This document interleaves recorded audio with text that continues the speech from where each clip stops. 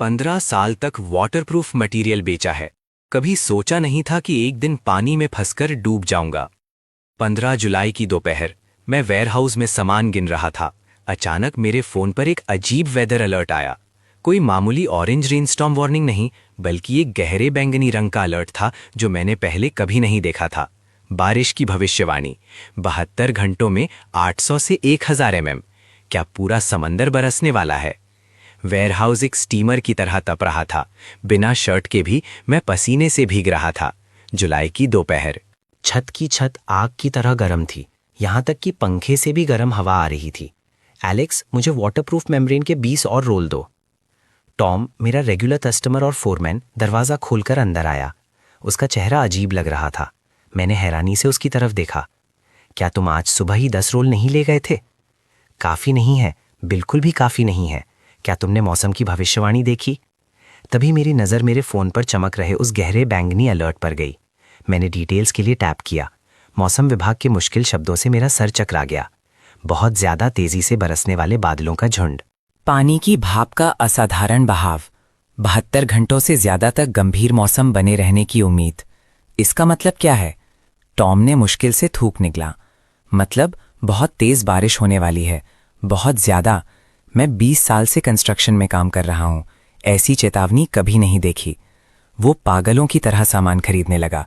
Waterproof membranes, leak रोकने वाला paste, cement, waterproof coatings, जो कुछ भी वो उठा सकता था उसने सब अपने ट्रक में लोड कर लिया। दूसरे कस्टमर्स उसे देखकर पैनिक बाइंग करने लगे। 1 घंटे से भी कम समय में मैंने अपने वाटर मटीरियल्स का 1/3 स्टॉक बेच दिया था। एलेक्स, रेत की बोरियां हैं क्या? एक दूसरे फोरमैन ने पूछा। कौन रखता है रेत की बोरियां? मैंने ना में सर हिलाया। जल्दी से सामान भरवा लो, ये बारिश मजाक नहीं है। मुझे यकीन नहीं हो रहा था, इसलिए मैंने अपने सप्लायर को फ़ोन किया। उन्होंने कहा कि रेत की बोरियां कब की बिक चुकी हैं। शाम के 4 बजे आसमान अचानक काला हो गया। गर्मियों के दिन थे, लेकिन लग रहा था जैसे सर्दियों की शाम के 5 या 6 बज गए हों। हवा तेज़ हो गई, वेयरहाउस के लोहे के दरवाजे से टकराने लगी। मैंने वेयरहाउस बंद किया और घर के लिए निकल गया। मार्केट से गुजरते हुए मैं चौंक गया। आमतौर पर मार्केट इस वक्त तक बंद हो जाती है, लेकिन आज वहां लोगों की भीड़ थी। अधेड़ उम्र की औरतें थैले लेकर पागलों की तरह चावल, आटा, अनाज, तेल, इंस्टेंट नूडल्स, पानी की बोतलें, जो कुछ भी मिल रहा था उठा रही थीं। 5 पाउंड पोक 100 युआन का, लेना है तो लो वरना जाओ, कसाई चिल्लाया। कल तो ये 40 का नहीं था। कल था। तुम्हें दिख नहीं रहा आज के बाद कितनी बड़ी बारिश आने वाली है? पैसा भी कुछ नहीं खरीद पाएगा। मेरा दिल डूब गया।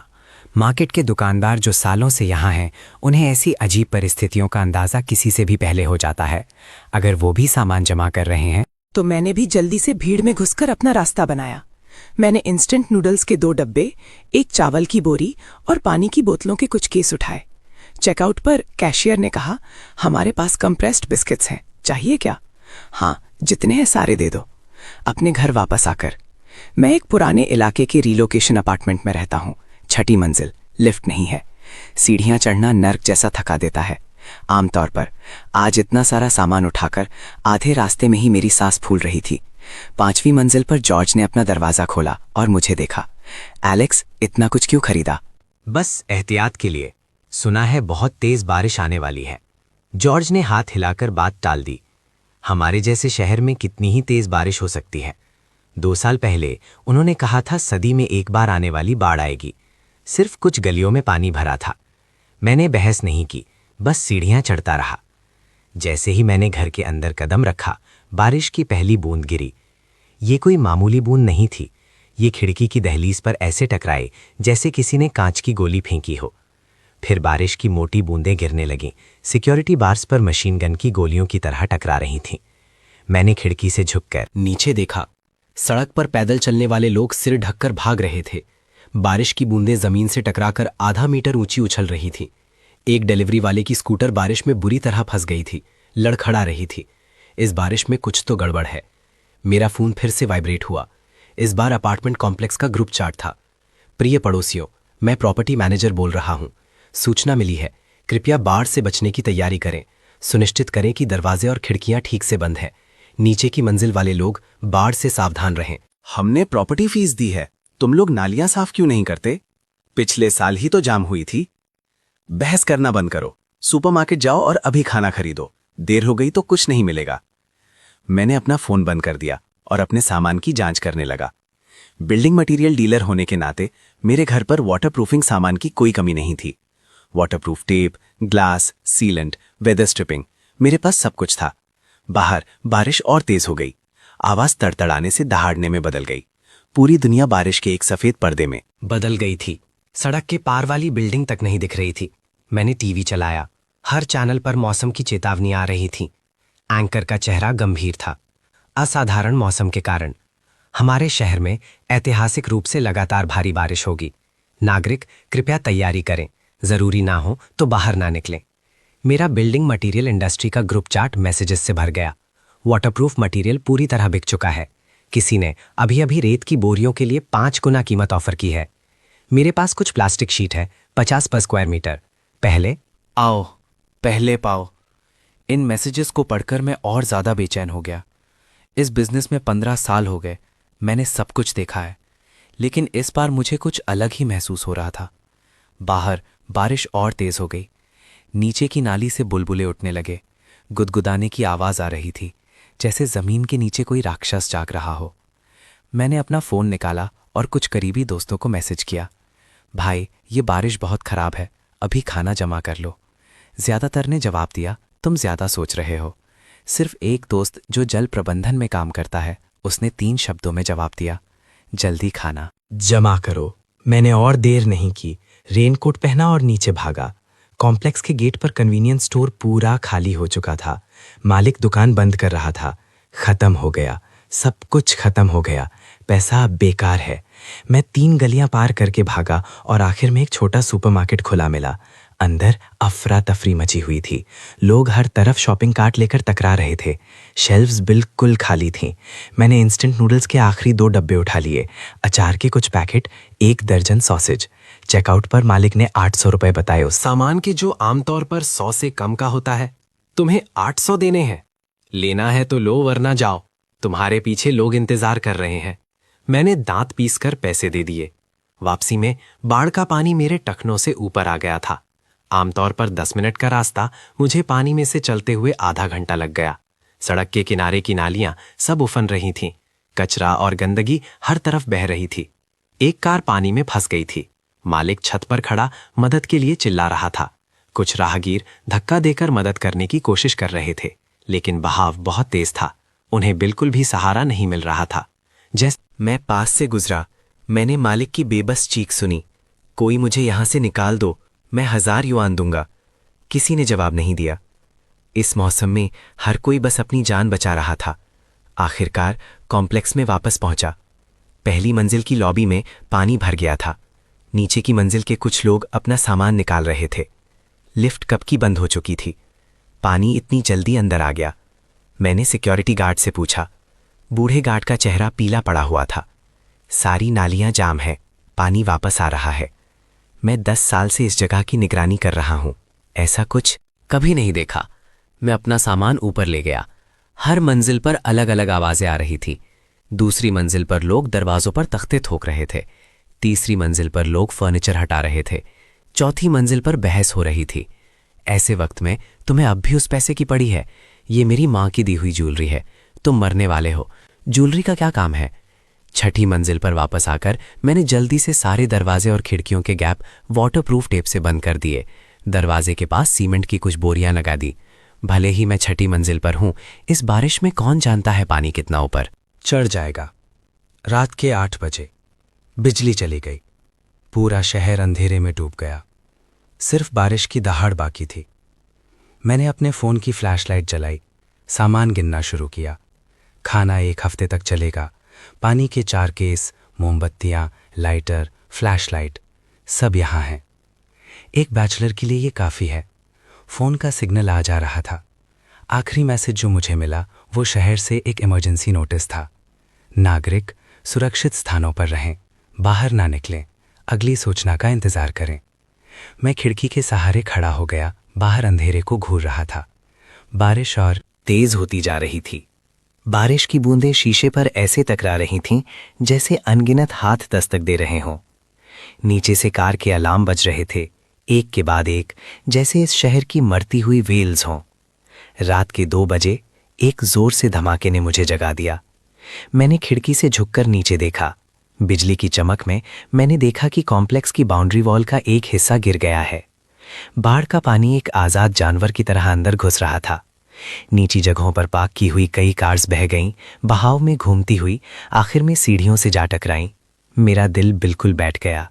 जज, 15 साल तक मैंने अनगिनत वाटरप्रूफ मटेरियल बेचे, अनगिनत कस्टमर्स को लीक से परेशान देखा। मैं हमेशा उनसे विश्वास के साथ कहता था, ऐसा कोई पानी नहीं है जिसे हम बाहर ना रख सके। अब मुझे एहसास हो रहा है कि असली बाढ़ के सामने इंसान की सुरक्षा मजाक है। बारिश गिरती रही। ये बारिश तो बस शुरू हुई है। सुबह का वो हादसा तो बस शुरुआत थी। मैं अब और सो नहीं सकता। इससे अच्छा खिड़की के पास बैठकर नीचे पानी का लेवल देखता रहूं। फोन में अभी भी बैटरी थी, लेकिन सिग्नल पूरी तरह से जा चुका था। आखिरी सोशल कल रात 11 बजे का था। कोई रीसेलर फ्रेंच परफ्यूम पर क्लियरेंस सेल का ऐड दे रहा था। कितना अजीब है। सुबह होते ही बारिश थोड़ी हल्की हुई, तभी मैंने नीचे की तबाही देखी। पूरा कॉम्प्लेक्स एक बाढ़ग्रस्त बंजर जमीन में बदल गया था। कल रात दिख रही कारों की छतें गायब हो चुकी थीं। अब सिर्फ एंटेनास सतह पर घूम रहे थे। कॉम्प्लेक्स की हरियाली, एक्सरसाइज के सामान, पवेलियंस, सब कुछ गदले पीले पानी के नीचे गायब हो गया था। पानी दूसरी मंजिल की खिड़कियों तक आ गया था। मैं 6ठी मंजिल पर हूं। देखा, जाए तो सुरक्षित होना चाहिए, लेकिन उस उफनते पानी को देखकर मुझे जरा सा भी भरोसा नहीं था। इससे भी बुरा ये था कि मुझे एहसास हुआ कि पानी साफ नहीं है। ये गदला और काला था। उस पर कचरा, टहनियां और ऐसी चीजें तैर रही थी जिनके बारे में मैं सोचना भी नहीं चाहता। अचानक जोर से दरवाजा खटखटाने की आवाज से मैं चौंक गया। कौन है? मैं हूं, जॉर्ज। एलेक्स, तुम्हारे पास खाना है। मैं हिचकिचाया, फिर दरवाजा खोला। जॉर्ज दरवाजे पर खड़ा था, चेहरा पीला, आंखें लाल। मैंने कल इसे सीरियसली नहीं लिया था, घर पर कुछ भी तैयार नहीं किया। उसने अपने हाथ रगड़े। क्या तुम? मैंने उसे इंस्टेंट नूडल्स का एक पैकेट और पानी की 2 बोतलें दी। इसे ध्यान से इस्तेमाल करना। जॉर्ज बार बार शुक्रिया कहते हुए चला गया। मैं जानता हूं ये तो बस शुरुआत है। जैसे ही दूसरों को पता चलेगा, मेरा सामान बांटने के लिए काफी नहीं होगा। जैसा सोचा था वैसा ही हुआ। आधे घंटे से भी कम समय में हॉलवे में हलचल शुरू हो गई। दूसरी मंजिल के लोग अपने परिवारों के साथ ऊपर आ गए। उनके अपार्टमेंट्स में पानी भर गया था। आदमी टीवी उठा रहे थे, औरतें बिस्तर ले जा रही थीं। एक जवान लड़की ने एक बिल्ली को पकड़ा हुआ था। कहाँ जाएं? क्या हम हॉलवे में रह सकते हैं? डूबने से तो बेहतर है। ये सब प्रॉपर्टी मैनेजमेंट की गलती है। नालियां हर साल जाम होती हैं, कभी ठीक नहीं होती। शोर बढ़ता जा रहा था। मैंने बस अपना दरवाज़ा बंद कर लिया, नज़र से दूर, दिमाग से दूर। लेकिन मुसीबत ने मुझे ढूंढ ही लिया। तीसरी मंजिल से लिंडा ने दरवाज़ा खटखटाया। एलेक्स, तुम अकेले रहते हो? बहुत जगह है। क्या हम तुम्हारे यहाँ रुक सकते हैं? सिर्फ मैं और मेरे पति, कोई परेशानी नहीं देंगे। मैं लिंडा को जानता था। वो आमतौर पर कॉम्प्लेक्स के गेट पर नाश्ता बेचती है। वो एक अच्छी इंसान है। लेकिन अभी, लिंडा, मुझे माफ़ करना, मेरी जगह छोटी है। लिंडा का चेहरा बदल गया। मैंने तुम्हारे साथ अच्छा किया है। हमेशा ब्रेकफास्ट रैप के साथ एक्स्ट्रा देती थी, कभी पैसे नहीं लिए। भूल जाओ, मैं किसी और से पूछ लूंगी। मैंने दरवाज़ा बंद कर दिया। मुझे अजीब लग रहा था, लेकिन मैं साफ जानता था कि अगर अब मैं नरम दिल बना तो बाद में हालात और ख़राब हो जाएंगे। दोपहर, बारिश फिर से तेज़ हो गई। मैं खिड़की से बाहर झुककर देखने लगा। पानी का लेवल बढ़ता जा रहा था, लगभग तीसरी मंजिल तक पहुंचने वाला था। सामने वाली बिल्डिंग में कोई खिड़की से बेडशीट हिला रहा था, जैसे मदद मांग रहा हो। लेकिन इतनी दूरी से कोई किसी की मदद नहीं कर सकता। इससे भी ज्यादा डरावना ये था कि पानी का रंग गडले पीले से स्लेटी काले रंग में बदल गया था, जिस पर तेल जैसी परत तैर रही थी। मैंने मरी हुई मछलियां, फूली हुई और ऊपर की तरफ पेट करके तैरते हुए देखे, और कचरे के थैले। पता नहीं उनके अंदर क्या था। हवा में सड़न की बदबू थी। खिड़कियां बंद होने के बाद भी ये अंदर आ रही थी। हॉलवे में एक और हंगामा शुरू हो गया। चौथी मंजिल वाला रहने के लिए पैसे ले रहा है, 1 दिन के 500 युआन। वो सीधे सीधे लोगों को लूट क्यों नहीं लेता? उनके पास जगह है, तुम्हारे पास है क्या? क्या ये लूट नहीं है? मैं कहता हूं हम सब मिलकर छत पर एक शेल्टर बनाते हैं। इतनी तेज हवा और बारिश में शेल्टर बनाना, क्या वो टिकेगा? एक के बाद एक बहस शुरू हो गई। मैंने पीप होल से झांका। हॉलवे लोगों से भरा हुआ था। हर तरफ बिस्तर के ढेर लगे थे। किसी ने खाना पकाने के लिए आग जलाई। दुम घोंटने वाला धुआं दरवाजे की दरारों से अंदर आ रहा था। अचानक एक चीख हवा में गूंजी। कोई पानी में कूद गया। मैं खिड़की की तरफ भागा। पानी पर एक साया तैरता हुआ देखा। तेजी से बहाव के साथ बह गया। सामने वाली बिल्डिंग से कोई था।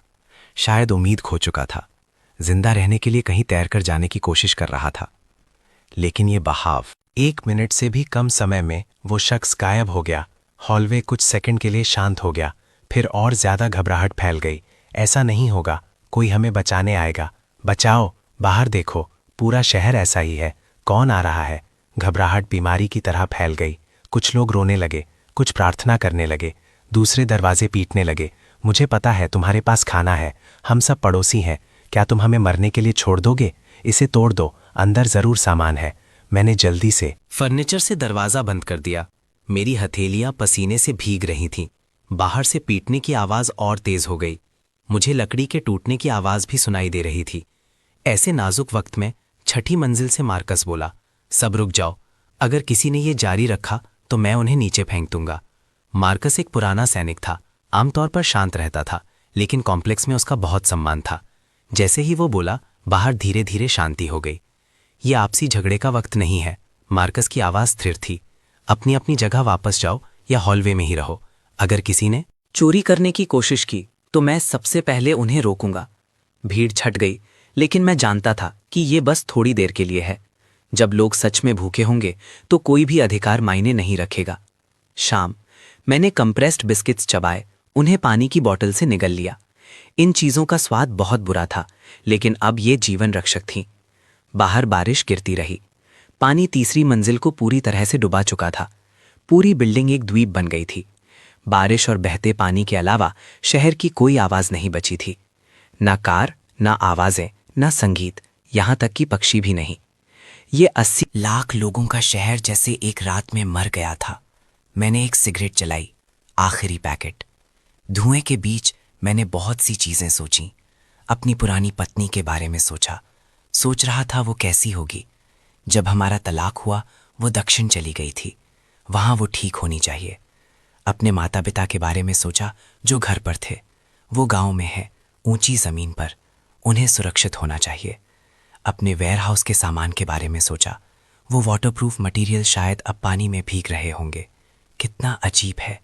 किसी ने फिर दरवाजा खटखटाया, इस बार धीरे से। एलेक्स, मैं हूं, मार्कस। मैंने दरवाजा खोला। मार्कस का चेहरा गंभीर था। तुमसे कुछ बात करनी है। कहो मार्कस। 6ठी मंजिल पर सिर्फ 4 घर हैं। हमें एकजुट होना चाहिए। उसने अपनी आवाज धीमी कर ली। नीचे वाले लोग बस टूटने ही वाले हैं। जब लोग भूखे होते हैं वो कुछ भी कर सकते हैं। मैंने सर हिलाया। तुम सही हो। डेविड और मेरे पास, दोनों के पास खाना जमा है। 1 हफ्ते या उससे ज्यादा चल सकता है। कोई समस्या नहीं है। लेकिन रायन का सोचना पड़ेगा। नौजवान लड़का है, कोई अनुभव नहीं। शायद उसने कुछ तैयार नहीं किया होगा। मार्कस ने मुझे देखा। तुम्हारा क्या हाल है? मैंने पाल सोचा, ठीक है, अगर मैं बचाकर चलूं तो मेरा काम चल जाएगा। अच्छा। मार्कस ने मेरे कंधे पर थपथपाया। याद रखना, अपने पास जो है वो दिखाना मत। ऐसे वक्त में खाना होना एक जुर्म है। मार्कस के जाने के बाद मेरा दिल और भारी हो गया। बाहर रात हो गई। बिना रोशनी वाला शहर बिल्कुल काला था। सिर्फ पानी कभी कभी अजीब सी रोशनी चमकाता था। बारिश गिरती रही। मैं बिस्तर पर लेटकर बारिश सुन रहा था। बहते पानी को सुन रहा था। हॉलवे में गूंजती चीखों और गालियों को सुन रहा था। पहला दिन इतना असहनीय था। आगे के दिनों का क्या होगा अगर ये बारिश कई दिनों तक चलती रही, पानी का लेवल बढ़ता रहा, तो 6ठी मंजिल भी सुरक्षित नहीं होगी। जब ऐसा होगा तो क्या हम छत पर जाकर मरने का इंतजार करेंगे, या मैं आगे सोचने की हिम्मत नहीं कर पा रहा था। सुबह के वक्त नीचे से लड़ाई की आवाजें आईं। ये मेरा पानी है, ये मेरा है, लड़ना बंद करो, तुम सब इसे गिरा दोगे। फिर औरतों की चीखें, चीजें टूटने की आवाज, बच्चों के रोने की आवाज। जीने के सामने सभ्यता का नकाब कागज की तरह कमजोर होता है। मैं करवट लेकर अपने कानों को तकिए से ढक लिया, लेकिन जो ढका नहीं जा सकता था वो मेरे दिल में गहरा होता दर्द था। पानी बढ़ रहा है, बारिश हो रही है और हम सब इस डूबते हुए द्वीप पर फंसे हुए हैं। तीसरा दिन सुबह, मैं हॉलवे के शोर से जाग गया। मैंने दरवाजा खोलकर बाहर झांका। हॉलवे भरा हुआ था। तीसरी मंजिल के सभी लोग ऊपर आ गए थे। हर तरफ बिस्तर के ढेर, बर्तन, कढ़ाइयां लगी हुई थी। हवा में पसीने, धुएं और एक अजीब सी सड़न की बदबू थी। पानी चौथी मंजिल तक पहुंच गया था। यह खबर एक बॉम्ब की तरह गिरी। तुरंत भीड़ में घबराहट फैल गई। चौथी मंजिल में पानी भर गया है, हम क्या करें? छत पर भागो। क्या लोग छत पर रह सकते हैं? ये बारिश बस गिरती ही जा रही है। मैंने दरवाज़ा बंद कर दिया। मेरा दिल डूब गया। इस रफ्तार से पानी हर दिन एक मंजिल ऊपर चढ़ रहा है। छठे दिन ये मेरी मंजिल तक पहुंच जाएगा। कुछ न कुछ तो करना होगा। मैंने अपने घर में चीज़ें ढूंढनी शुरू की। कुछ भी काम का मिल जाए। वाटरप्रूफ टार्प, प्लास्टिक की बाल्टियाँ, रस्सी, टेप, कुछ औजार भी। बिल्डिंग मटेरियल के बिजनेस में होने के कारण मैंने सालों से बेकार चीज़ें जमा करके रखी थीं। अब वो खजाना थीं। जब मैं व्यस्त था, दरवाजा खटखटाने की आवाज आई। एलेक्स, खोलो, बात करनी है। मार्कस था। मैंने दरवाजा खोला। मार्कस के पीछे डेविड और रायन थे। रायन एक प्रोग्रामर है। अभी अभी कम ही दिखता था। उसका चेहरा पीला था। साफ था कि वो भूखा है। अंदर आओ। हम चारों लिविंग रूम में बैठे। माहौल भारी था। मार्कस ने पहले बात शुरू की। तुम सबने हालात देख लिए हैं। हमें खुद को बचाने का कोई रास्ता ढूंढना होगा। हम क्या कर सकते हैं? पानी इतनी तेजी से बढ़ रहा है और कौन जानता है कि बचाव कब आएगा। इसलिए हमें खुद को बचाना है। मार्कस ने हमें देखा। मेरे पास एक प्रस्ताव है। हम साथ मिलकर काम करते हैं। कैसे? पहला, संसाधन बांटें। सबको पता है कि हर घर में कितना सामान जमा है। बांटने का मतलब जब्त करना नहीं है। इसका मतलब है एकजुट होकर बांटना, ताकि सब जिंदा रह सकें। रायन का चेहरा बदल गया। मेरे पास ज्यादा सामान जमा नहीं है। मुझे पता है, मार्कस ने उसे देखा। इसीलिए हमें साथ काम करने की जरूरत है। तुम जवान हो, ताकतवर हो, तुम ज्यादा मेहनत कर सकते हो। दूसरा, मार्कस ने जारी रखा, हमें एक निकलने का रास्ता तैयार करना होगा। अगर पानी सच में छठी मंजिल तक पहुंच गया तो हमें कहीं जाने के लिए जगह चाहिए। छत ने पूछा। सिर्फ छत नहीं। मार्कस ने मुझे देखा। एलेक्स बिल्डिंग मटेरियल में है, उसके पास कुछ आइडियाज होंगे। सबने मुझे देखा। मैंने एक पल सोचा, मेरे पास एक आइडिया है। मेरे घर पर वाटरप्रूफ टार्प और कुछ मटेरियल है। हम छत पर एक अस्थायी शेल्टर बना सकते हैं। लेकिन ये काफी नहीं है। हमें लकड़ी, रस्सी और आदर्श रूप से तैरने वाली चीजें चाहिए। तैरने वाली चीजें, फोम के डब्बे, प्लास्टिक की बोतलें, टायर, कुछ भी जो तैर सकता है। मैंने समझाया, बस मामले की गंभीरता को समझते हुए। मेरा मतलब है, बस अगर छत ना टिक पाए तो कम से कम हम एक नाव तो बना सकते हैं। सब चुप हो गए। नाव बनाने का मतलब है बाढ़ के पानी में बहना। ये लगभग खुदकुशी है। इतना आगे का मत सोचो। मार्कस ने चुप्पी तोड़ी। अभी सबसे जरूरी है मटेरियल जमा करना, सुरक्षा को मजबूत करना। डेविड, हॉलवे चेक करो। कुछ भी काम का हो जमा करो। रायन, तुम और एलेक्स दरवाजे खटखटाओ। देखो कौन साथ काम करने को तैयार है। क्या वो लोग मानेंगे? रायन को शक था। मानेंगे या नहीं, उन्हें मानना पड़ेगा। मार्कस की नज़र तेज थी। जिंदा रहना है तो एक हो जाओ। रायन और मैं निकल गए। हॉलवे की हालत सुबह से भी ज्यादा खराब थी। कोई कोने में आग पर खाना पका रहा था। गाढ़ा धुआं आंखों में चुभ रहा था। दूसरे लोग जगह के लिए लड़ रहे थे। लेटने की जगह के लिए मारपीट कर रहे थे। माफ कीजिए सर, मैंने 601 का दरवाजा खटखटाया। हम कुछ छठी मंजिल के पड़ोसी आपस में बात कर रहे हैं। मैं अपनी बात पूरी कर पाता उससे पहले ही दरवाजा बंद हो गया। कई बार मना करने के बाद रायन निराश हो गया। ये बेकार है। आफत में हर कोई अपने लिए है। फिर से कोशिश करो। हम 603 पर आए। यहां एक जवान कपल रहता था। पति एक फिटनेस ट्रेनर था। पत्नी एक नर्स थी। हम खुद को बचाने के लिए संगठन बनाना चाहते हैं, समझे? आदमी ने थकी हुई नजरों से हमें देखा। खुद को बचाना क्या होता है? मैंने योजना समझाई। कपल ने एक दूसरे को देखा। औरत ने कहा, हम शामिल हो सकते हैं, लेकिन हमारी एक शर्त है। क्या शर्त? संसाधन बांटना ठीक है, लेकिन बंटवारा निष्पक्ष होना चाहिए। और मैं एक नर्स हूं। अगर कोई बीमार या घायल होता है तो मैं मदद कर सकती हूं, लेकिन हम सबको मिलकर दवाइयां ढूंढनी होंगी। कोई समस्या नहीं है। बस इसी तरह हमारे खुद को बचाने वाले ग्रुप में 6 लोग हो गए। दोपहर हमने काम शुरू कर दिया। डेविड ने हॉलवे में काम की चीजें जमा की। कई फोम के डब्बे, नायलॉन की रस्सी का एक गट्ठर, कुछ लकड़ी का तख्ते, कुछ फेंके हुए के, कुछ उधार लिए गए थे। चौथी मंजिल पर एक परिवार भाग गया था। दरवाजे खुले थे। डेविड ने अपनी आवाज़ धीमी की। 2 डब्बे इंस्टेंट नूडल्स और कुछ औजार ले ले। मैंने ये नहीं पूछा कि भागने का क्या मतलब है। ऐसे वक्त में नैतिकता एक आयश है। मार्कस छत पर शेल्टर बनाने की योजना संभाल रहा था। वो एक लड़ाकू इंजीनियर था, इसमें उसे अनुभव था। छत पर एक पानी की टैंकी का कमरा था। उसे शेल्टर में बदला जा सकता है। इसे वाटरप्रूफ टार्प से घेर लो। ऊपर एक ढलान वाली छत बनाओ। बारिश का पानी बह जाएगा। क्या हम बारिश का पानी जमा कर सकते हैं? हाँ, मैंने बीच में कहा। मेरे पास प्लास्टिक के पाइप और जमा करने के लिए बाल्टियां हैं। एक साधारण बारिश का पानी जमा करने का सिस्टम बना सकता हूँ। ये बहुत अच्छा है। अभी हमें सबसे ज्यादा साफ पानी की जरूरत है। हॉलवे में लोगों को पहले से ही दस्त लगने लगे हैं। जैक, फिटनेस ट्रेनर, ताकतवर था। वो मटीरियल धोने का काम संभाल रहा था।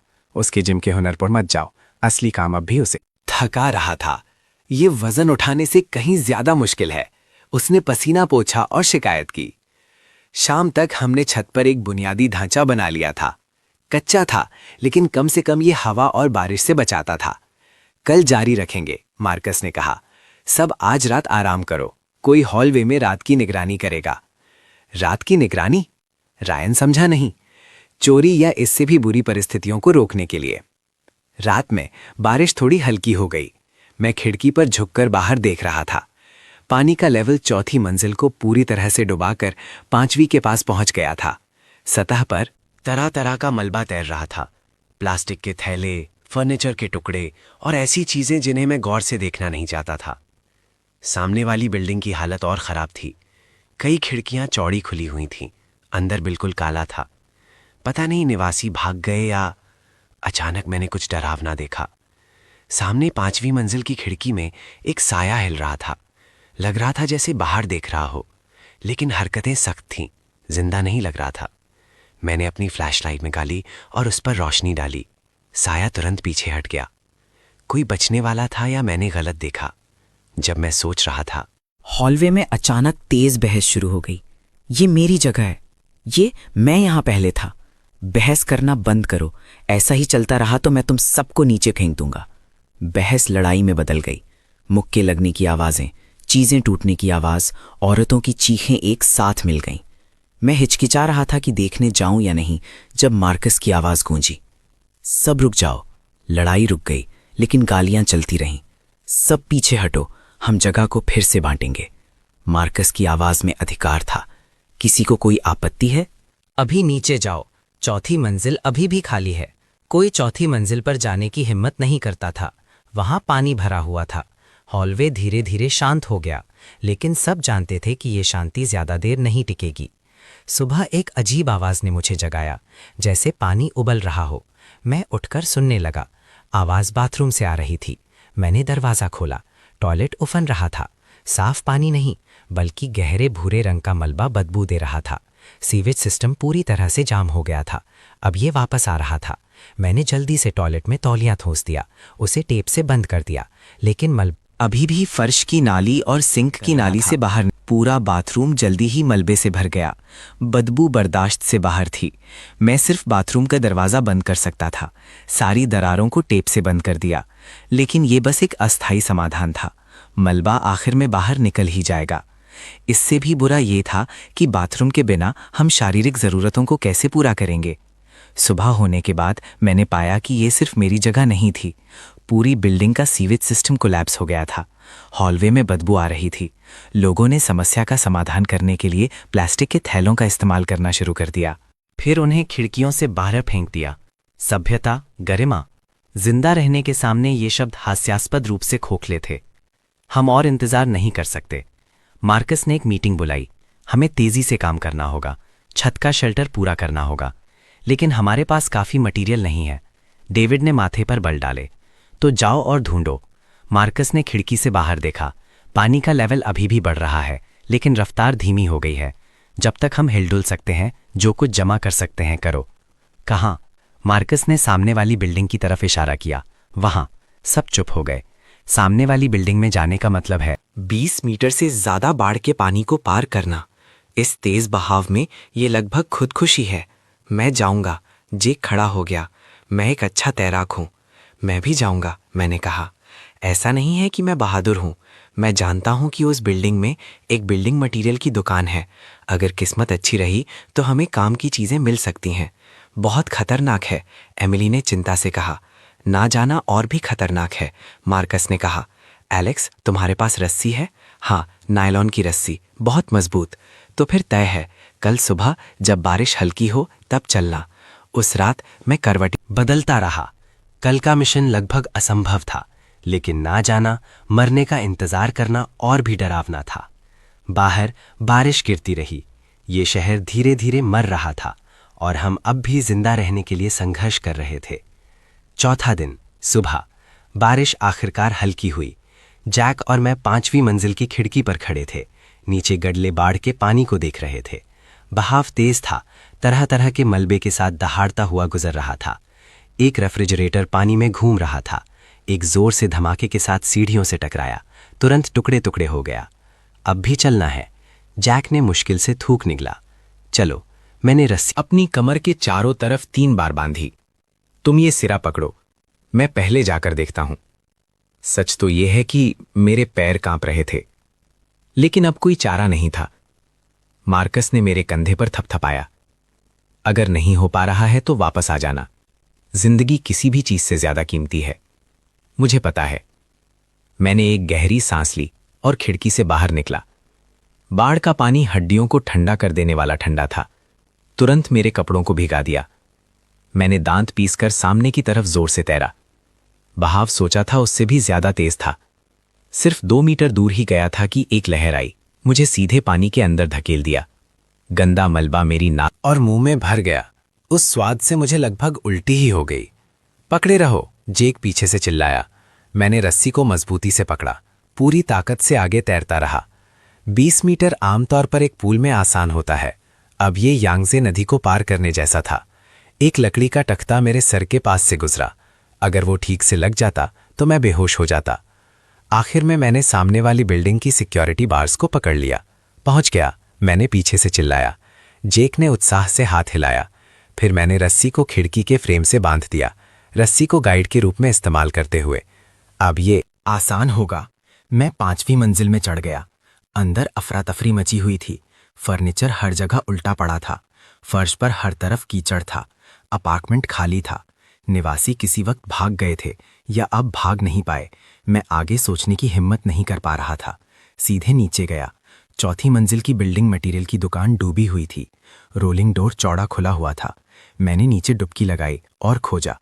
कई तारों के बंडल, एक्सपेंशन बोल्ट्स का एक डब्बा, कुछ वाटरप्रूफ मटेरियल मिला।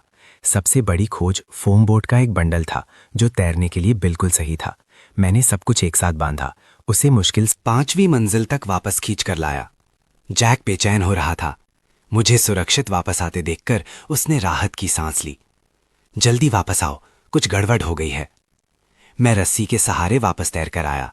जैसे ही खिड़की से अंदर चढ़ रहा था, मैंने ऊपर हंगामा सुना। लूटपाट, 6ठी मंजिल पर कोई सामान छिपा रहा है।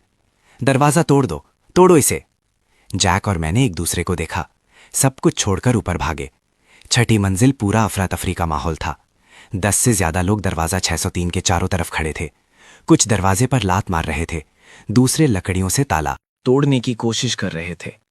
अंदर मत आओ, जैक की पत्नी एमिली अंदर से रोई। कृपया, मैं तुमसे भीख मांगती हूं, खोलो वरना हम इसे तोड़ देंगे। हाँ, तुम्हारे पास खाना है जबकि हम भूखे मर रहे हैं। मार्कस और डेविड उन्हें रोकने की कोशिश कर रहे थे, लेकिन वो कम थे। सब रुक जाओ, मैं आगे बढ़ा। तुम्हारा कोई काम नहीं, दफा हो जाओ। एक चेहरे पर घाव वाले आदमी ने मुड़कर देखा। ये मेरे दोस्त की जगह है। दोस्त? चेहरे पर घाव वाले आदमी ने हंसी उड़ाई। अब दोस्त? एक दोस्त सबके साथ खाना बांटता है, भीड़ ने जवाब दिया। हाँ, खाना बांटना चाहिए। वो क्यों? इसे जमा कर रहे हैं, खोलो इसे। हम सब पड़ोसी हैं, क्या तुम हमें मरने के लिए छोड़ दोगे? कितना अजीब है, मैंने यही बात 2 दिन पहले सुनी थी। किसी ने ये मुझसे कहा था। जाके भीड़ को धक्का देकर दरवाजे की रक्षा करने लगा। किसी ने मेरी पत्नी को हाथ लगाया तो मैं उससे लड़ूंगा। चेहरे पर घाव वाले आदमी ने एक फल काटने वाला चाकू निकाला। लड़ो तो आओ। तनाव तुरंत चरम पर पहुंच गया। उस पल एक आवाज गूंजी, यहां क्या हो रहा है? भीड़ अलग हो गई। 4थी मंजिल से विक्टर ऊपर आया। मैं इस आदमी को जानता हूं, एक कबाड़ इकट्ठा करने का स्टेशन चलाता है। आमतौर पर दोस्ताना लगता है, लेकिन वो असल में निर्दयी है। विक्टर, ये लोग सामान छिपा रहे हैं, सबके साथ नहीं बांट रहे। चेहरे पर घाव वाले आदमी ने तुरंत शिकायत की। विक्टर ने हमें देखा, फिर दरवाजे को। ऐसा करते हैं, हम सब पड़ोसी हैं, थोड़ा समझदारी से काम लेते हैं। आधे निकाल लो, बाकी रख लो। हम क्यों दें? जैक गुस्से में था, इसलिए विक्टर के पीछे से 4-5 गुंडे निकले। सबके हाथ में हथियार थे, लग रहा था वो तैयार होकर आया था। मार्कस आगे बढ़ा। बॉस विक्टर, थोड़ी दया दिखाओ। मार्कस, मैं एक आदमी के रूप में तुम्हारा सम्मान करता हूं।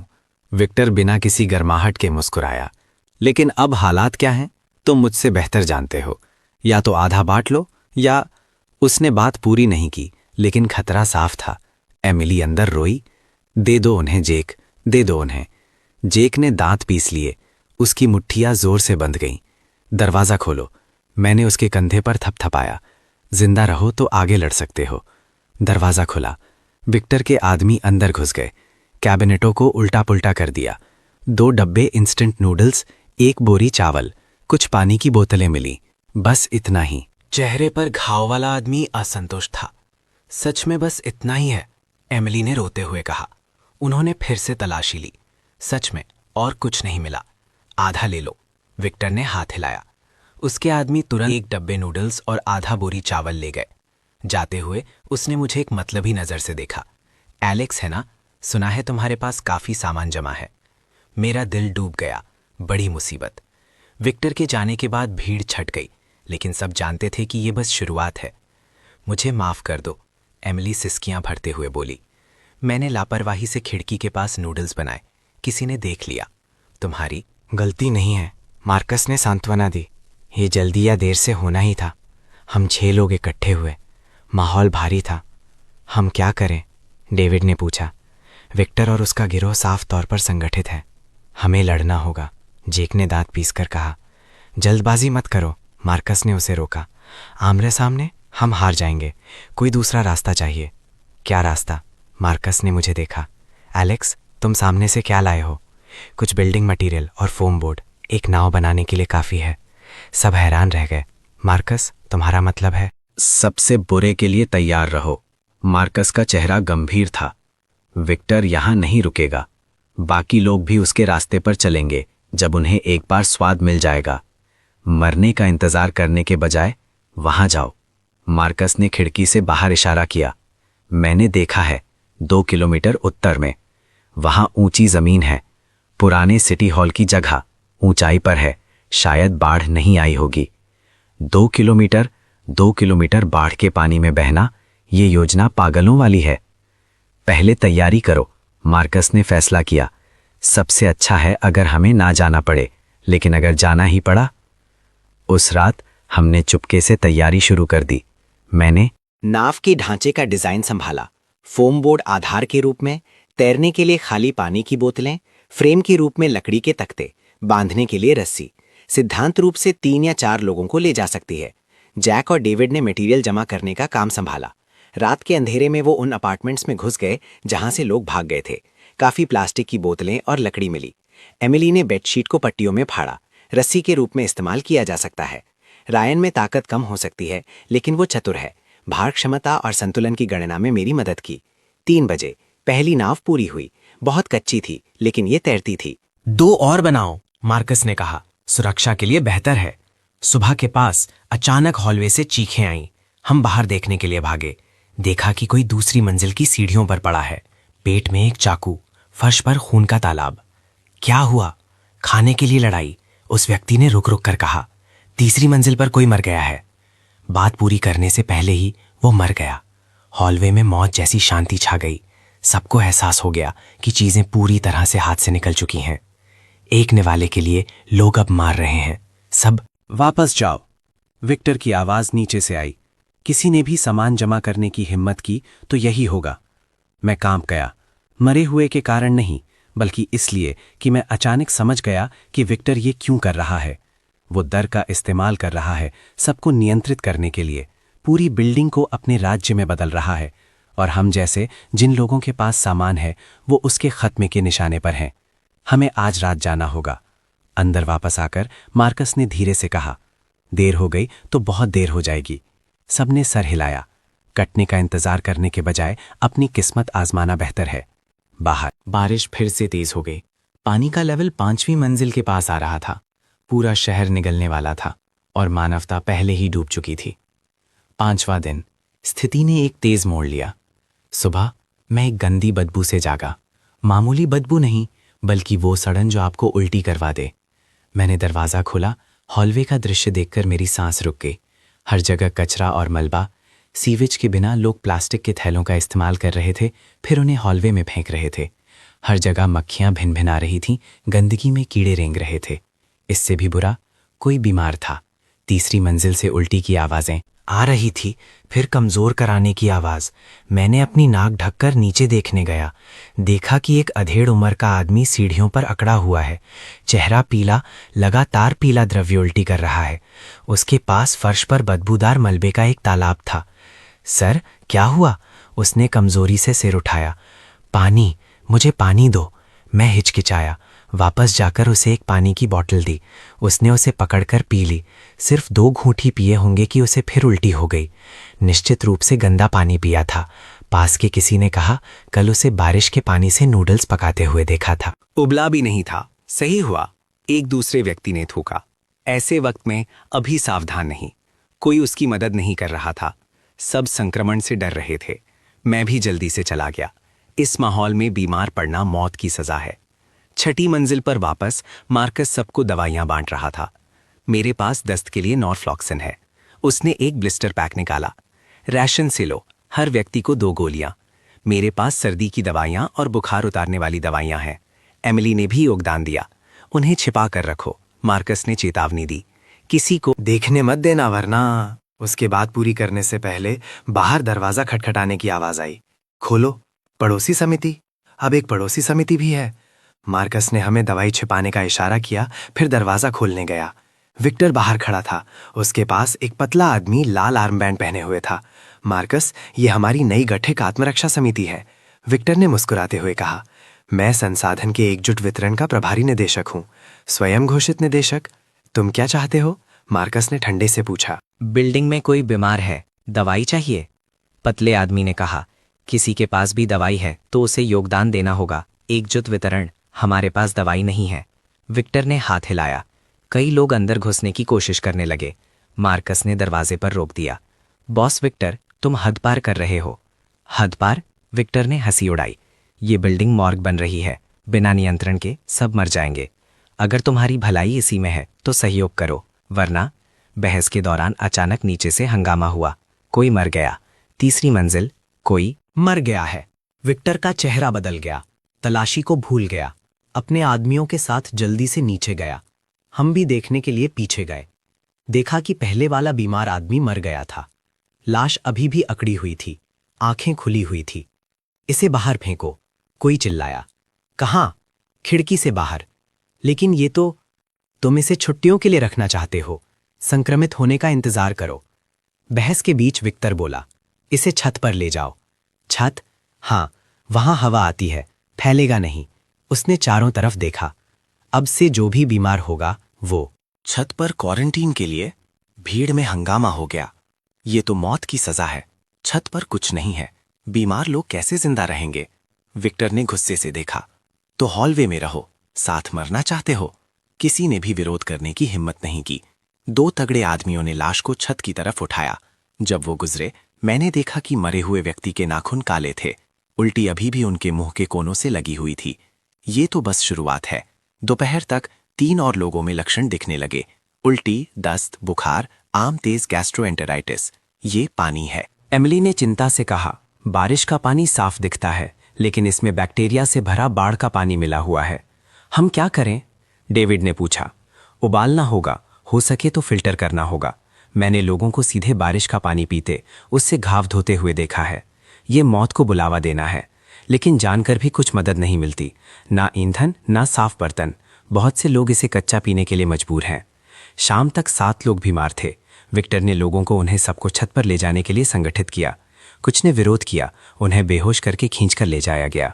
कृपया, मैं अभी भी सह सकती हूं। एक औरत आंसुओं में भीख मांगने लगी। सबकी सुरक्षा के लिए अलग करना जरूरी है, विक्टर ने ठंडे से कहा जब उसे खींचकर ले जाया जा रहा था। मैं मरना नहीं चाहती, मुझे बचाओ। कोई बोलने की हिम्मत नहीं कर रहा था। सब जानते थे कि छत पर जाने का क्या मतलब है। ना कोई आश्रय, ना कोई देखभाल, तूफान में मरने का इंतजार।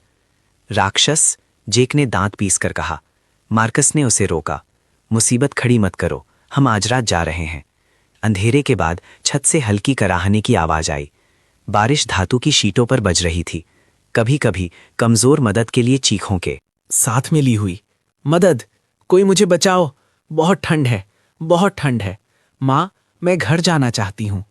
वो आवाजें भूत की तरह हॉलवे में तैर रही थीं, हमारे रोंगटे खड़े कर रही थीं। आधी रात के बाद आवाजें धीरे धीरे कम हो गईं। पता नहीं वो सो गए या अब और इंतजार नहीं कर सकते थे। मार्कस ने हमें इकट्ठा किया। हम अब जा रहे हैं, लेकिन अभी भी बारिश हो रही है। रायन चिंतित था। इंतजार नहीं कर सकते। मार्कस ने नीचे इशारा किया। तुमने देखा नहीं, बीमार सब बुजुर्ग, कमजोर और जिनके पास खाना नहीं है वो हैं। क्यों? हमने हैरान होकर एक दूसरे को देखा। क्योंकि उनके पास खाने के लिए कुछ नहीं है, सिर्फ कच्चा पानी, कचरा। मार्कस ने अपनी आवाज धीमी की। हमारे पास सामान है, हम अभी के लिए सह रहे हैं। विक्टर हमें उन्हें रखने नहीं देगा। जेक ने अपनी मुट्ठियां बंद की। वो हिम्मत नहीं करेगा। क्या हिम्मत नहीं करेगा? मार्कस ने हंसी उड़ाई। हमें बीमार कर देगा, हमें छत पर भेज देगा। बिल्कुल सही, फिर हमारा सामान उसका हो जाएगा। सब समझ गए। सामान बांधो, जो ले सकते हो ले लो, मार्कस ने आदेश दिया। नाव पहले नीचे जाएगी, फिर लोग। तेज और शांत। हम चले। नाव रस्सी से खिड़की से नीचे गिरी, जोर से छपाक हुई। खुशकिस्मती से बारिश ने शोर को दबा दिया। औरतें पहले, मार्कस ने कहा। एमिली ने एक बैकपैक पकड़ा जिसमें दवाइयां और कुछ खाना था। वो पीली थी, लेकिन बहादुरी से खिड़की से बाहर चढ़ी। जेक नीचे इंतजार कर रहा था। दोनों पहली नाव पर चढ़ गए। नाव बहाव में डगमगाई, देखने में डरावनी थी, लेकिन वो स्थिर हो गई। अगला, फिर बाहर कदमों की आवाज। कोई है, रायन ने तनाव में कहा। मैंने दरवाजे पर दबाव डाला। बाहर कम से कम 3 या 4 लोग थे। इसने उन्हें पहले चुपके से घूमते हुए देखा था। विक्टर के आदमियों ने दरवाजा खटखटाया। रुको, सुनो। हम सांस लेने की हिम्मत नहीं कर पाए। मार्कस ने डेविड और रायन को आगे बढ़ने का इशारा किया। उसने एक धातु की छड़ पकड़ी, लड़ने के लिए तैयार। खाली लग रहा है, इसे खोलो। एक दरार। वो ताला तोड़ रहे थे। मार्कस ने दरवाजा खींचकर खोला। छड़ को पहले आदमी के सर पर दे मारा। वो चीखा और गिर गया। जाओ। मार्कस ने दरवाजा रोका। सब नीचे। मैंने अपना पैक पकड़ा और खिड़की से कूद गया। ठंडी बाढ़ ने मुझे तुरंत घेर लिया। सरिया पर आने से पहले मैंने पानी निकल लिया। डेविड ने मुझे नाव पर खींच लिया। रायन पहले से ही दूसरी नाव पर था। मार्कस कहाँ है? यहां। मार्कस खिड़की से कूदा, उसके बाजू पर खून लगा था। जल्दी, वो आ रहे हैं। विक्टर के आदमी खिड़की से बाहर झुके, फ्लैशलाइट इधर उधर घुमा रहे थे। वो भाग गए। विक्टर को बताओ। हम तेजी से चप्पू चला रहे थे। नाव तेज बहाव में हिचकोले खा रही थी। एक लहर ने हमें लगभग पलट ही दिया। संभल कर, नीचे हो जाओ, मार्कस चिल्लाया। बारिश हमारे चेहरों पर चुभ रही थी। कुछ नहीं दिख रहा था, बस अनुमान से चप्पू चला रहे थे। पता नहीं कितनी देर तक बहने के बाद नाव जोर से किसी चीज से टकराई। एक बिल्डिंग। हम एक बिल्डिंग से टकरा गए हैं। बिजली की चमक में मैंने देखा कि ये एक ऑफिस टावर है। पानी सिर्फ दूसरी मंजिल तक पहुंचा था। ऊपर सुरक्षित होना चाहिए। जल्दी ऊपर चलो। हम एक दूसरी मंजिल की खिड़की से संघर्ष करते हुए अंदर गए। फर्श पर गिर गए, हाफ रहे थे। हम जिंदा हैं। सब अभी के लिए ठीक है? मार्कस ने सबकी जांच की। मुझे लगता है मुझे बुखार है, रायन ने कमजोरी से कहा। फ्लैशलाइट से हमने देखा कि उसका चेहरा लाल था, माथे पर पसीना था। हम बर्बाद हो गए। इस माहौल में बुखार का मतलब दवाई। एमिली ने पैक में खंगाला। बुखार उतारने वाली दवाइयां ले लो। एंटीबायोटिक्स, सब कुछ। रायन ने गोलियां निगलते हुए कांपा। सब चुप हो गए। एक नर्क से बचकर बीमारी से नहीं बच सकते। बाहर बारिश गिरती रही। ये शहर मर रहा है और हम बस मुश्किल से जिंदा हैं। 6ठा दिन। रायन का बुखार उतर गया, लेकिन वो इतना कमजोर था कि मुश्किल से खड़ा हो पा रहा था। हम इस छोड़ दिए गए ऑफिस टावर के एक कॉन्फ्रेंस रूम में बस गए। कुछ टूटा हुआ फर्नीचर, लेकिन कम से कम ये हवा और बारिश से बचाता था। पानी खत्म हो रहा है। डेविड ने हमारा सामान चेक किया। खाना सिर्फ 2 दिन के लिए है। बारिश हल्की हो गई है। लेकिन बाढ़ अभी भी उफन रही है। बाहर देखने पर पूरा शहर गदले भूरे पानी में डूबा हुआ था। हमें सामान ढूंढना होगा, मार्कस ने कहा। कहाँ? जेक ने पूछा। ने इशारा किया। वहां एक शॉपिंग सेंटर है, ऊंची बिल्डिंग, ऊपर की मंजिल सूखी होनी चाहिए। सेंटर लगभग 500 मीटर दूर था। इस बाढ़ में ये एक असंभव दूरी थी। नाव खत्म हो गई है, मैंने उसे चेक किया। फोम बोर्ड ढीले हो गए थे, रस्सियां घिसी हुई थीं। तो हम तैर कर जाएंगे, मार्कस ने कहा। 2 रायन के साथ रहो, बाकी मेरे साथ आओ। एमिली और डेविड रुक गए। मार्कस, जेक और मैं निकले। पानी ठंडा था। हम थोड़ी देर तैरने के बाद ही कांप रहे थे। इससे भी बुरा तैरती हुई चीजें थीं। प्लास्टिक के थैले पैरों में उलझ जाते थे, तख्ते सर पर लगते थे और नरम चीजें हमसे टकराती थीं। सोचना नहीं चाहता कि वो क्या थीं। आधे रास्ते जेक चिल्लाया, क्या हुआ? मुझे किसी चीज ने काट लिया। वो छटपटाया। एक काली आकृति पानी के अंदर चमकी। एक कुत्ता! मार्कस चिल्लाया, तैरो! एक बड़ा कुत्ता पानी में संघर्ष कर रहा था, भूखा, कुछ भी काट रहा था। जेक की पिंडली कटी हुई थी, खून बह रहा था। हम तेजी से सेंटर की तरफ तैरे। टूटे हुए कांच के दरवाजों से अंदर चढ़े। पहली मंजिल पूरी तरह से बाढ़ में डूबी हुई थी। एस्केलेटर डूबा हुआ था।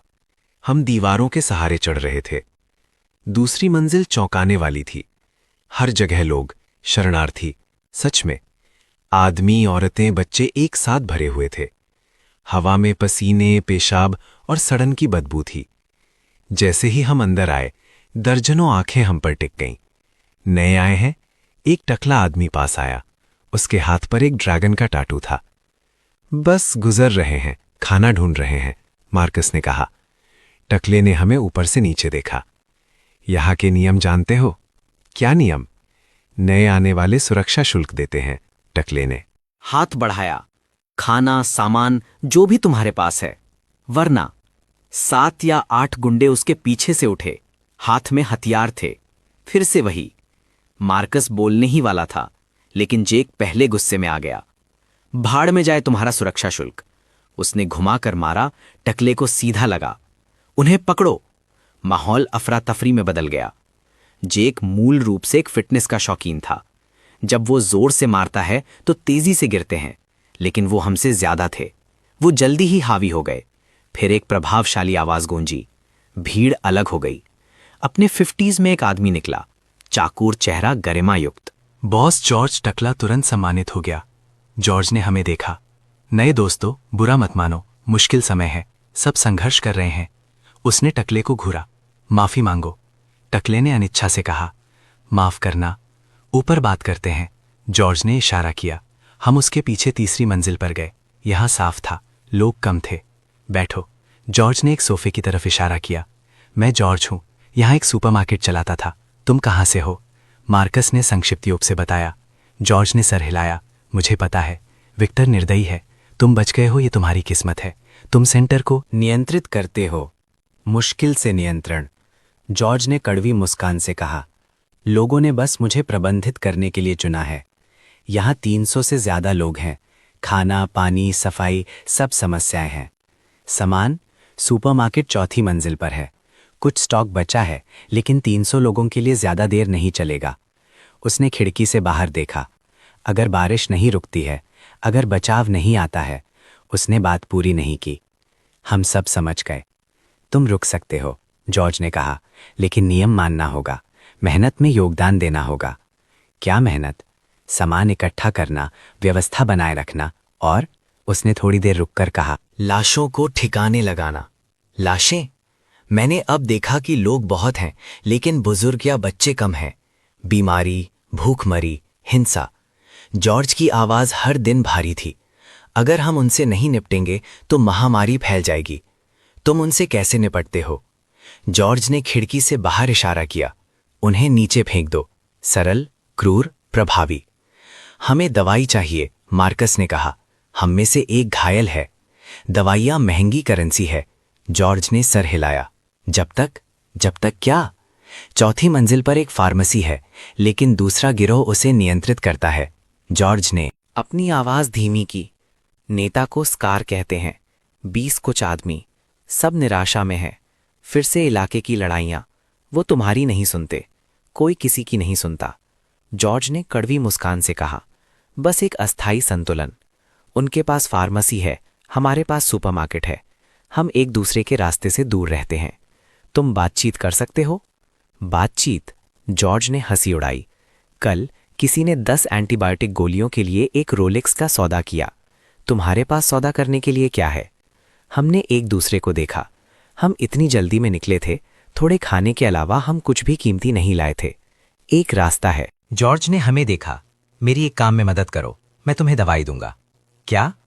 5वीं मंजिल पर एक ज्वेलरी की दुकान है। वहां कीमती चीजें बहुत से सामान के लिए तकास की जा सकती है। लेकिन वो हिचकिचाया। उसके बारे में क्या? वहां भूत है, किसी ने बीच में कहा। कई ग्रुप ऊपर गए, कोई वापस नहीं आया। भूत? मार्कस ने माथे पर बल डाले। पता नहीं, जॉर्ज ने कहा। कुछ ने अजीब आवाजें सुनी, दूसरों ने परछाइयां देखीं। वैसे भी वो कभी वापस नहीं आए। अंधविश्वास, लेकिन इस माहौल में लोग विश्वास करना पसंद करेंगे। हम चेक करेंगे। मार्कस? सच में? जॉर्ज की आंखें चमक उठीं। मैं दवाई तैयार करूंगा। हमने अपना सामान चेक किया। हम में से हर एक ने एक धातु की छड़ और एक फ्लैशलाइट ली। 5वीं मंजिल शांत थी, भयानक रूप से शांत। कॉरिडोर के दोनों तरफ दुकानें थीं। दरवाजे चौड़े खुले हुए थे। अंदर लूटपाट हुई थी। लग रहा है उन्हें पहले ही लूट लिया गया था। कि दुकान जू से दूर थी। कांच का दरवाजा सही था। अजीब है, जेक ने कहा। हर दूसरी दुकान तोड़ी हुई है, ये वाली क्यों नहीं तोड़ी गई? निश्चित रूप से अजीब है। मैंने धक्का दिया। बंद है।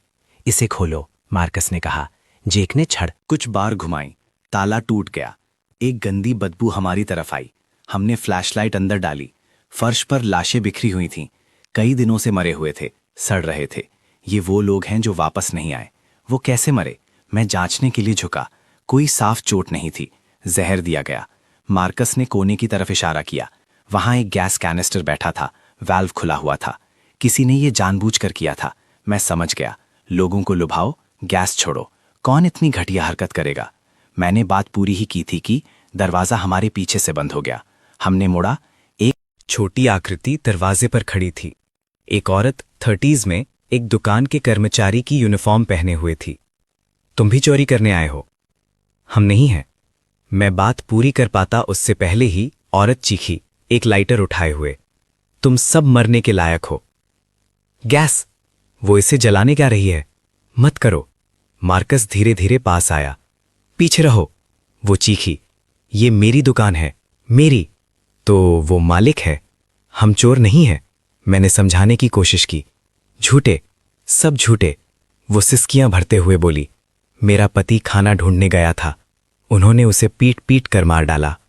मेरी बेटी भूख से मर गई। ये सब तुम्हारी गलती है, तुम सब की।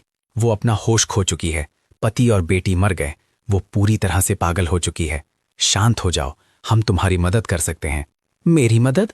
औरत तीखी हंसी हंसी। बहुत देर हो गई, सब बहुत देर हो गई। हम सब साथ मरेंगे। उसने लाइटर जलाया। नीचे हो जाओ। मार्कस ने छलांग लगाई। उसने लाइटर छीन लिया। औरत चीखी और काटने लगी। जेक ने उसे रोका। नहीं, तुम मुझे मरने क्यों नहीं देते? क्यों? वो गिर गई, सिसकियां भरते हुए। हमने गैस कैनिस्टर बंद कर दिया, हवा के लिए खिड़कियां खोल दी। हम क्या करें? जेक ने पूछा। उसे ले जाओ। नीचे ले जाओ, मार्कस कहता है। हम औरत को नीचे ले जाते हैं। अब वो विरोध नहीं कर रही है, बस रोए जा रही है। जॉर्ज हमें सुरक्षित लौटते देखकर हैरान है। सच में भूत था? भूत नहीं था, मैंने बताया क्या हुआ था। जॉर्ज ने आह भरी। एक और बेचारी आत्मा। ये वक्त लोगों को पागल कर देता है। दवाई जो तुमने वादा किया था, यहां है। उसने एक छोटी सी एंटीबायोटिक की बोतल दी। इसे कम इस्तेमाल करना। हमने उसे धन्यवाद दिया और निकल गए। दूसरी मंजिल पर वापस औरत को एक कोने में बैठा दिया गया है। किसी ने उसे पानी और खाना दिया, लेकिन उसने मना कर दिया। बस वहां खाली बैठी रही।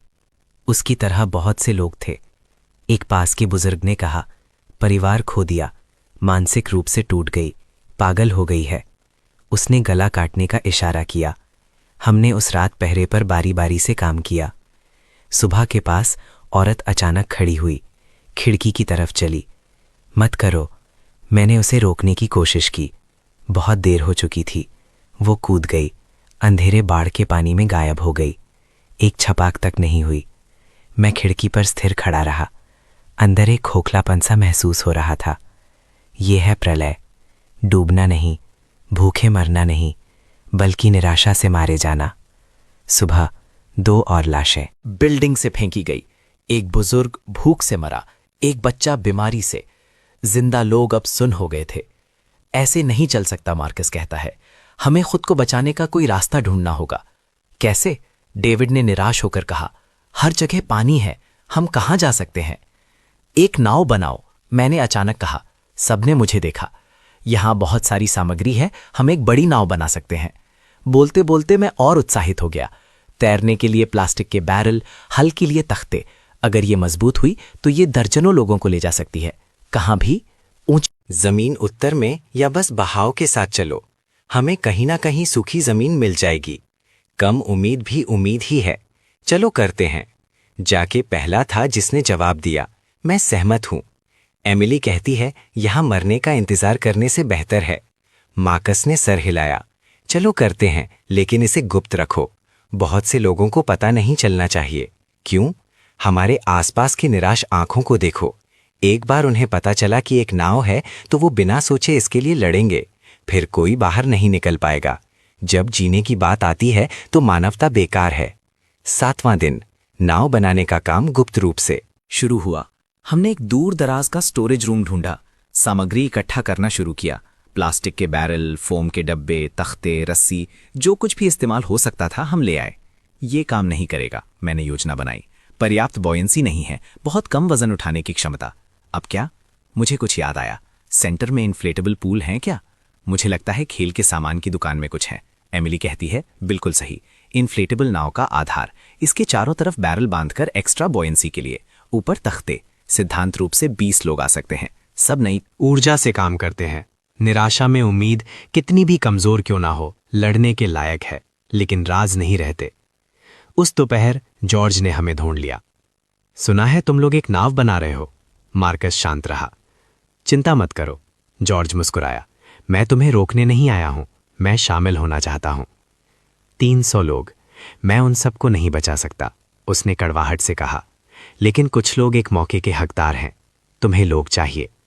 मेरे पास लोग हैं, साथी हैं, मार्कस ने सोचा। ठीक है, नाव में ज्यादा से ज्यादा 30 लोग आ सकते हैं। काफी है, जॉर्ज कहता है। मैं मजबूत और स्वस्थ लोगों को चुनूंगा। बुजुर्ग, कमजोर, बीमार। उसने बात पूरी नहीं की, लेकिन मतलब साफ था। एक क्रूर चुनाव। ज्यादा लोगों के साथ काम तेजी से आगे बढ़ा, लेकिन मुसीबत भी आई। वो लोग नाव पर क्यों चढ़ रहे हैं, हम भी जाना चाहते हैं। ये अन्याय है। राज खुल गया। भीड़ उत्तेजित हो गई। जॉर्ज सीढ़ियों पर खड़ा हुआ। छोटी नाव, बहुत ज्यादा लोग, सब नहीं जा सकते। जो रुकेंगे मैं उन्हें प्राथमिकता से सामान की गारंटी देता हूं। सामान कब तक चलेगा? सब बिल्कुल चाहते हैं। माहौल आफरा तफरी में बदल गया। अचानक भीड़ से एक ईंट उड़ी। जॉर्ज के माथे पर सीधी लगी। खून बहने लगा। वो मर गया है। पूरी अफरा तफरी। लोगों ने सामान लूटना शुरू कर दिया, दुकानें तोड़ दी। कुछ ने हिसाब चुकाए, दूसरों ने अफरा तफरी में लूटपाट की। नाव को बचाओ, मार्कस चिल्लाया। हम स्टोरेज रूम की तरफ भागे। बहुत देर हो चुकी थी। एक भीड़ नाव को तोड़ रही थी, सामग्री पकड़ रही थी। रुको, कोई नहीं सुन रहा था। जाके अंदर घुसा, अपनी छड़ घुमा रहा था। उन्होंने वापस लड़ाई की। झड़प में किसी ने एक तेल का ड्रम गिरा दिया। आग, ये तेजी से फैली। सूखी लकड़ी और प्लास्टिक फोम, सब बहुत ज्वलनशील। गाढ़ा धुआं उठने लगा। आंखें नहीं खोल पा रहे थे। भागो! लोग इधर उधर भागे। कुचलना, धक्का मुक्की, चीखें हर जगह। मैं एमिली को बाहर खींच लाया। हमारे पीछे आग भड़क रही थी। हम मुश्किल से दूसरी मंजिल तक पहुंचे। फिर एहसास हुआ कि कोई गायब है। रायन कहाँ है? डैम, वो अभी भी तीसरी मंजिल पर है। रायन कमजोर है, तेज नहीं भाग सकता। मैं आग में वापस भागा। धुएं में कुछ नहीं दिख रहा था। रायन, रायन, खांसते हुए। मैं यहां हूं, आवाज का पीछा करते हुए। मैंने उसे ढूंढ लिया। वो सीढ़ियों पर गिरा हुआ था, धुएं से आधा मरा हुआ। मैंने उसे उठाया और भागा। पीछे आग दहाड़ रही थी। आखिर में बाहर हम दोनों कालिक से ढके हुए थे। धन्यवाद, रायन ने कमजोरी से कहा। आग बढ़ती गई। पूरा सेंटर एक मशाल बन गया। लोग दूसरी मंजिल पर भीड़ लगाए हुए थे, फंसे हुए। ऊपर आग, नीचे पानी। कूदो, किसी ने निराश होकर चिल्लाया। कूदो और मरो, जलना या डूबना, एक चुनो। वो अपना होश खो चुके थे। सब अपना होश खो चुके थे। लोगों ने कूदना शुरू कर दिया। 1, 2, जैसे डंपलिंग गिर रहे हों। मत कूदो। किसी ने कूदने वालों को पकड़ा। बहाव बहुत तेज है, कूदोगे तो मर जाओगे। तो फिर क्या, जलने का इंतजार करो। धुआं गाढ़ा हो गया। लोगों ने दम घुटने से गिरना शुरू कर दिया। छत, मुझे अचानक याद आया, छत पर एक पानी की टंकी। हाय, एक कमजोर मौका। सब सीढ़ियों पर टूट पड़े। धक्का मुक्की, कुचलना और चीखें। हमने एक दूसरे को सहारा दिया। मुश्किल से चढ़ रहे थे। सीढ़ियां धुएं से भरी हुई थीं। हर कदम नर्क जैसा लग रहा था। आखिर में छत। 100 से ज्यादा लोग छोटी सी छत पर भरे हुए थे। आग भड़क रही थी। धुआं आसमान में उठ रहा था। सब खत्म हो गया, बिल्कुल खत्म। डेविड जमीन पर गिर गया। नाव चली गई। सामान चला गया। आश्रय तक चला गया।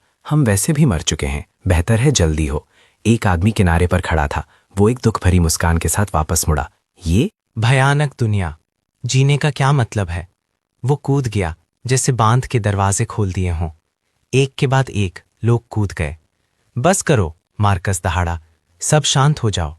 शांत? एक औरत हिस्टेरिकल होकर चीखी। मेरा बच्चा भूखा मरा, मेरा पति बीमारी से मरा, अब मैं जलने जा रही हूं। तुम चाहते हो मैं शांत रहूं? वो भी कूद गई। निराशा बीमारी की तरह फैल गई।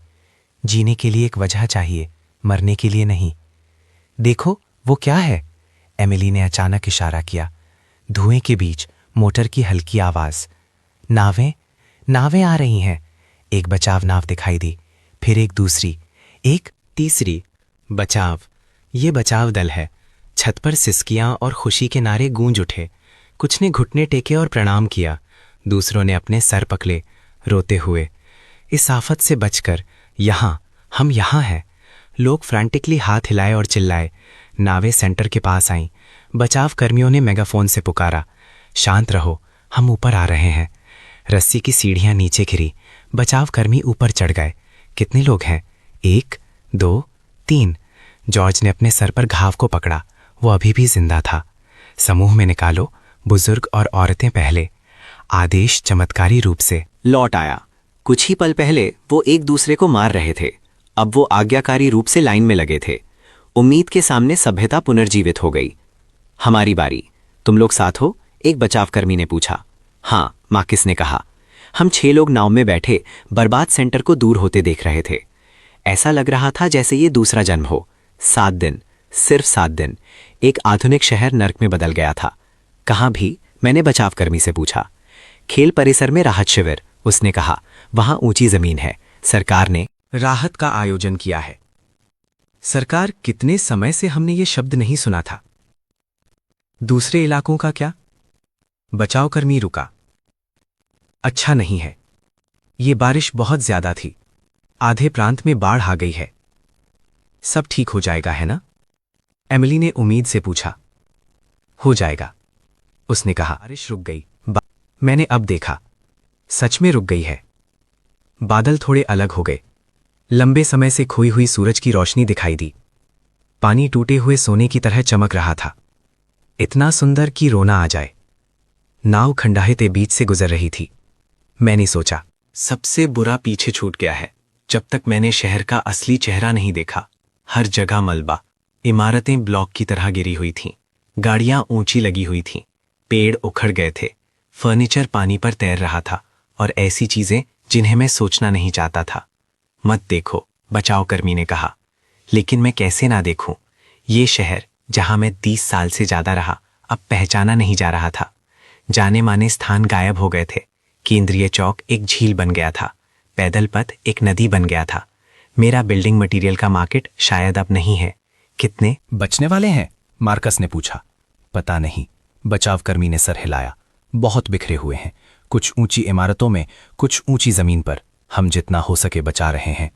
एक ऑफिस टावर के पास से गुजरते हुए किसी ने छत पर लाल कपड़ा हिलाया। रुको, कप्तान ने रेडियो से कहा। स्थान को चिन्हित करो, हम वापस आएंगे। इस ग्रुप को पहले सुरक्षित पहुंचाओ। ये उन्हें छोड़ना नहीं है। हमारी उलझन देखकर बचावकर्मी ने समझाया। छोटी नाव ओवरलोड हो जाएगी और हम पलट जाएंगे। बैच में जाना होगा। क्रूर लेकिन तार्किक। आधे घंटे की और यात्रा। पानी का लेवल गिरा। कुछ इमारतों की तीसरी और चौथी मंजिल बाहर निकली। खिड़कियों में आकृतियां हिल रही थीं। लगभग पहुंच गए। दूर से ऊंची जमीन दिखाई दी। शहर का खेल परिसर। लेकिन जैसे ही हम पास आए, मेरा दिल डूब गया। किनारा लोगों से भरा हुआ था, जो रो रहे थे, मदद के लिए चिल्ला रहे थे, बहस कर रहे थे। सब एक साथ मिल गए थे। अस्थायी टेंट जहां तक नजर जाती थी फैले हुए थे। इतने सारे लोग। एमिली ने हैरान होकर कहा, यह सिर्फ एक छोटा सा हिस्सा है। बचाव कर्मी ने कहा, जो लोग यहां तक पहुंचे हैं वो किस्मत वाले हैं।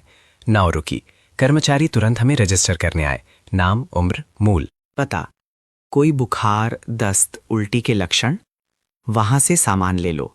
हर व्यक्ति को एक हिस्सा, कोई लड़ाई नहीं, यांत्रिक लेकिन कुशल।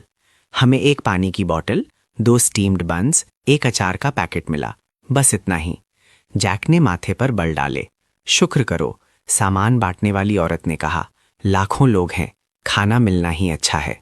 वास्तव में चारों तरफ लोगों का समंदर देखकर आदमी, औरतें, बुजुर्ग, जवान, कपड़े फटे हुए, आंखें खोखली, हमने बैठने के लिए एक जगह ढूंढ ली। जमीन गीली थी, लेकिन किसी को परवाह नहीं थी। अब क्या? डेविड ने पूछा। किसी ने जवाब नहीं दिया। हम बच गए। फिर क्या? घर चले गए, सामान चला गया। बहुत से लोगों ने परिवार भी खो दिया है। सब ठीक हो जाएगा। एमिली ने हमें सांत्वना देने की कोशिश की। सरकार सब कुछ व्यवस्थित करेगी। लेकिन चारों तरफ देखकर साफ था कि सरकार बहुत ज्यादा बोझ में है। इतनी बड़ी आफत, इतने शरणार्थी। ये एक चमत्कार है कि ये अभी तक नहीं गिरा है। रात होने के बाद हालात और खराब हो गए। काफी टेंट नहीं थे, ज्यादातर खुले में सोए। तापमान गिरा, हल्की बारिश शुरू हुई, साथ में सिकुड़ो। सब सिकोड़ो, धक्का मत दो, फिर से धक्का दोगे और हम पानी में हैं। मेरा कंबल किसने चुराया? अफरा तफरी में विवाद बढ़ गए। तुम बाहरी लोगों ने हमारी जगह ले ली। आफत में अभी भी स्थानीय और बाहरी को बांट रहे हो। बाहरी लोगों को बांटा जाना चाहिए। ये हमारा शहर है। क्षेत्रीय विवाद फूट पड़े। स्थानीय लोगों को लगता है कि बाहरी लोग संसाधन ले रहे हैं। बाहरी लोग भेदभाव महसूस करते हैं। धक्का मुक्की जल्दी ही मारपीट में बदल गई। रुको सब, रुको। आदेश बनाए रखने के लिए काफी लोग नहीं थे। अफरा तफरी आग की तरह फैल गई। कुछ ने चोरी की, दूसरों ने उलझन में लूटपाट की। अपनी चीजों की रक्षा करो, मार्कस ने सतर्क होकर कहा। लेकिन बहुत देर हो चुकी थी। डेविड का बैग छीन लिया गया। उसका सब कुछ अंदर था। भूल जाओ, मैंने उसे पीछे रोक दिया। वापस नहीं मिल सकता। डेविड गिर गया, आंसू बह रहे थे। ये मेरी पत्नी की फोटो थी, आखिरी वाली, दिल तोड़ने वाली। लेकिन ऐसी कहानियां यहां हजारों हैं। आधी रात के बाद अशांति शांत हो गई। थक गए, सब थक गए थे। मैं मार्कस के सहारे बैठा था, रोने की आवाज से घिरा हुआ। खांसी, कराहना, सो नहीं सकता। मार्कस, ये कैसी आफत है। वो सिगरेट पीता है, लेकिन उसने पाया भगवान नाराज है। हम भुगत रहे हैं। क्यों? इसका कोई क्यों नहीं है, उसने कड़वाहट से कहा। जैसे ये पूछना कि बाढ़ क्यों आई ना, ये कितनी बड़ी चीज है। सुबह होने पर ब्रॉडकास्ट की आवाज आई, ध्यान दें। शरणार्थियों, नाश्ता बांटना शुरू हो गया है। कृपया लाइन में लगें।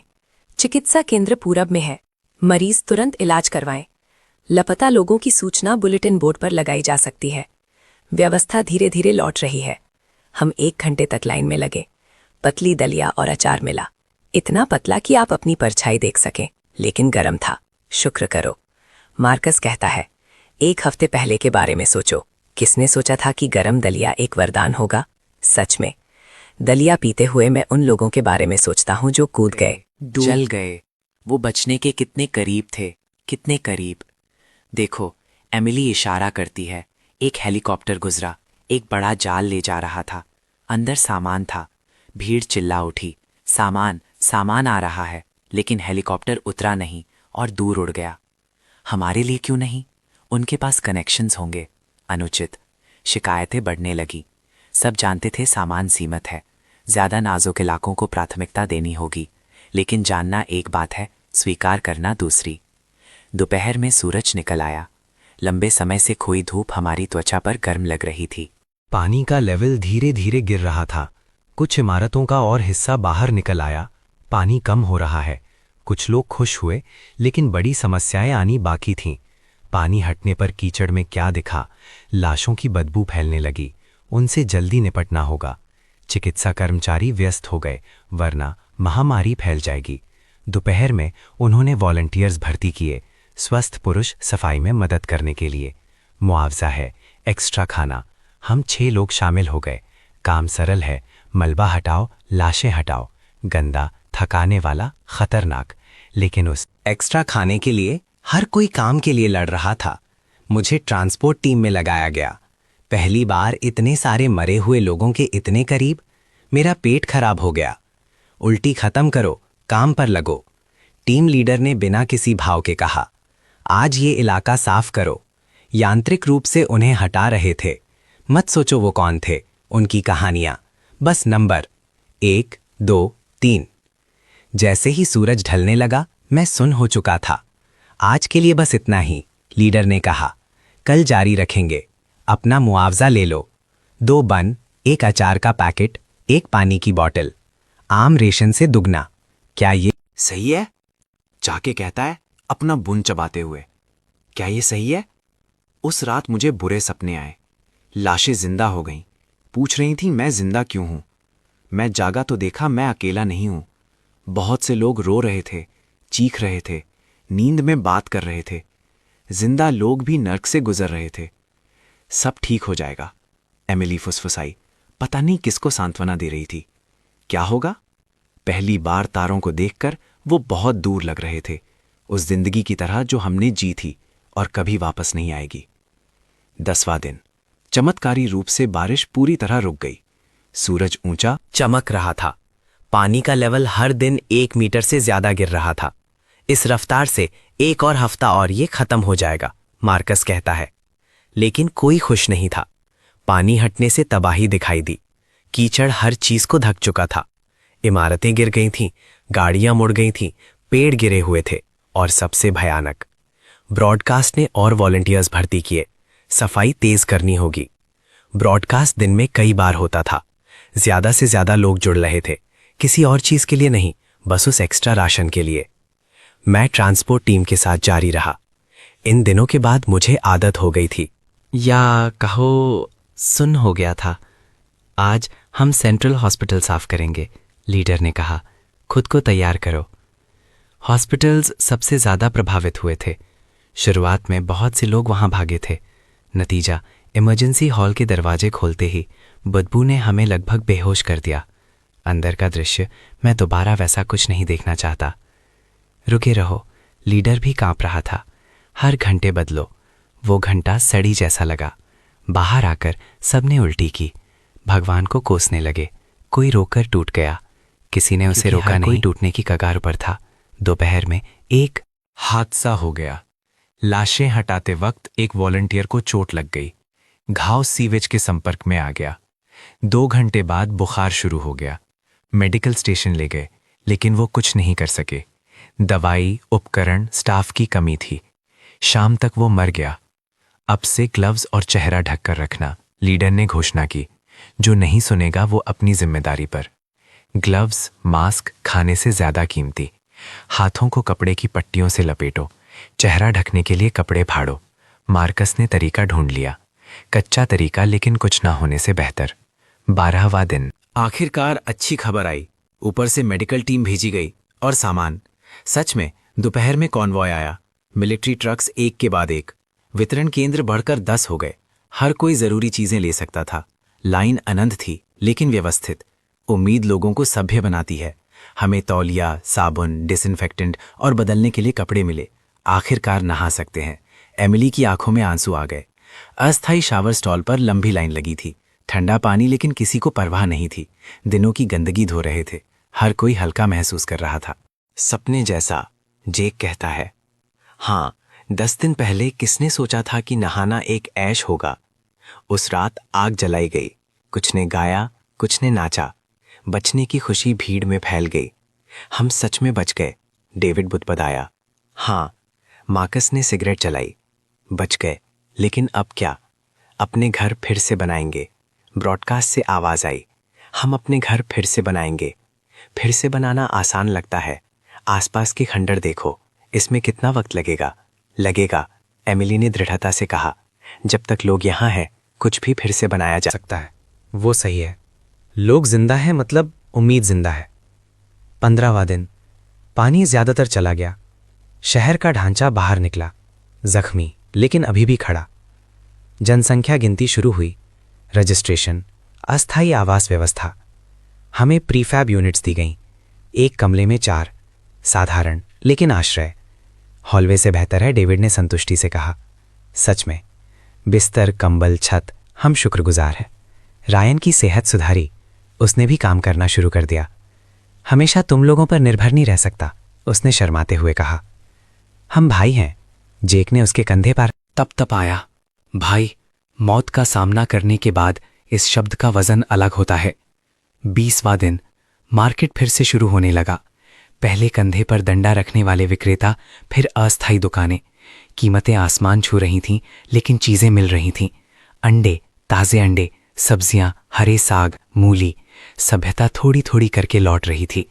मैंने काम के पैसों से अंडे खरीदे, उबाले, सबके साथ बांटे। बहुत अच्छा है। रायन की आंखों में आंसू आ गए। सिर्फ एक उबला अंडा, लेकिन जो लोग नर्क से गुजरे हैं उनके लिए ये स्वर्ग का स्वाद है। 1 महीने बाद बिजली थोड़ी वापस आई। जैसे ही लाइट आई, पूरा कैंप झूम उठा। बिजली है, बिजली है। लोग गले मिले और रोए। रोशनी कितनी कीमती है। खबर देखो, किसी ने टीवी चलाया। दूसरे आफतग्रस्त शहरों की तस्वीरें। तो ये सिर्फ हम नहीं हैं, पूरा प्रांत, देश का आधा हिस्सा इसी कष्ट से गुजर रहा है। लेकिन सब फिर से बना रहे हैं। केंद्र सरकार ने पुनर्निर्माण के लिए 100 अरब आवंटित किए। हर जगह से सामान आ रहा है। आफत के बाद का पुनर्निर्माण पूरी तेजी पर। उम्मीद फैल रही है। 2 महीने बाद मुझे काम मिल गया। कंस्ट्रक्शन साइट, ईंटें धोना। थकाने वाला, लेकिन आमदनी है। वापस पुराने धंधे में। मैं कड़वाहट से मुस्कुराया। मटीरियल नहीं बेच रहा, लेकिन अभी भी कंस्ट्रक्शन से जुड़ा हूं। मार्कस कैंप में मैनेजर बन गया। जेक और एमिली ने एक छोटा रेस्टोरेंट खोला। डेविड लोगों के लिए अप्लायंसेस ठीक करता है। रायन को क्लरिकल काम मिला। हर कोई जीने के लिए मेहनत कर रहा है। 3 महीने बाद अस्थायी कैंप का स्थानांतरण शुरू हुआ। नया आवासीय इलाका पूरा हो गया। जो योग्य हैं वो शिफ्ट होने के लिए आवेदन कर सकते हैं। हम 6 लोगों ने साथ में आवेदन किया। एक ही बिल्डिंग मिली, साधारण आवास। लेकिन शिफ्ट होने वाले दिन खाली कमरे को देखकर एमिली रोई। आखिरकार एक घर है। हाँ, हमारे पास एक घर है। बालकनी पर खड़े होकर हम दूर नई शहर बनती हुई देख सकते हैं। खंडरों से उगता एक नया शहर। ये पहले से बेहतर होगा, मार्कस कहता है। मुझे विश्वास है, क्योंकि सबसे अंधेरे पलों का अनुभव करने के बाद ही आपको पता चलता है कि रोशनी कितनी कीमती है। 1 साल बाद मैंने नए इलाके में एक बिल्डिंग मटीरियल की दुकान फिर से खोली। धंधा अच्छा है, हर कोई फिर से बना रहा है।